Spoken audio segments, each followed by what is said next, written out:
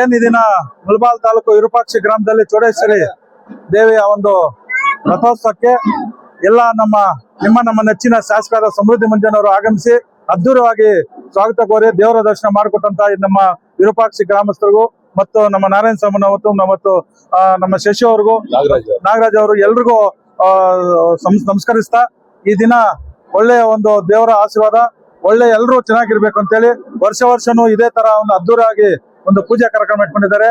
ಇದಕ್ಕೆ ಸುಮಾರು 4 ವರ್ಷಗಳಿಂದ ನಮ್ಮ ರಥೋತ್ಸವಕ್ಕೆ ಹೂವಿನ ಅಲಂಕಾರ ನಮ್ಗೆ ಒಪ್ಪಿಸಿದ್ದಾರೆ. ಅದಕ್ಕೆ ನಾನು ಭಾಗಿಯಾಗಿದ್ದೀನಿ. ಎಲ್ಲ ಪ್ರತಿ ವರ್ಷನೂ ನಾನೇ ಮಾಡಿಸ್ತೀನಿ ಅಂತ ಹೇಳಿದ್ದೀನಿ.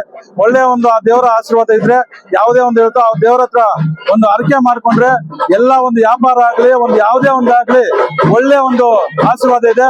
ಇದಕ್ಕೆ ನಮ್ಮ ಶಾಸಕರು ಎಲ್ಲರೂ ಬಂದು ಒಳ್ಳೆ ಒಂದು ಇದಕ್ಕೆ ನಾವು ಎಲ್ಲರೂ ಬಂದು ಭಕ್ತಾದಿಗಳು ಬಂದು ಪೂಜೆ ಮಾಡಿ ಆಶೀರ್ವಾದ ಪಡ್ಕೊಂಡು ಒಳ್ಳೆ ಒಳ್ಳೆ ಬೆಲೆ ಆಗ್ಲಿ ಎಲ್ಲರೂ ಚೆನ್ನಾಗಿರ್ಬೇಕು, ರೈತರು ಚೆನ್ನಾಗಿರ್ಬೇಕು.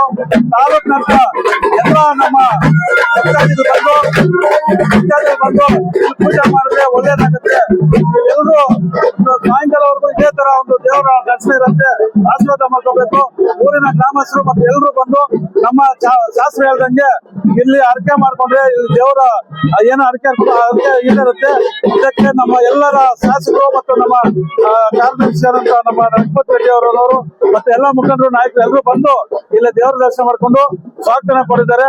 ಇದಕ್ಕೆ ಎಲ್ಲರಿಗೂ ನಮಸ್ಕರಿಸ್ತಾ ಜೈ ಹಿಂದ್. ನಮ್ಮ ನಾರಾಯಣ ಸ್ವಾಮಿ ಕೂಡ ಹೇಳಿದ್ರೆ ನಾರಾಯಣ ಸ್ವಾಮಿ ಕೂಡ ಒಳ್ಳೆ ಒಂದು ಸರ್ವಿಸ್ ಮಾಡ್ತಾ ಇದ್ದಾರೆ ದೇವಸ್ಥಾನಕ್ಕೆ.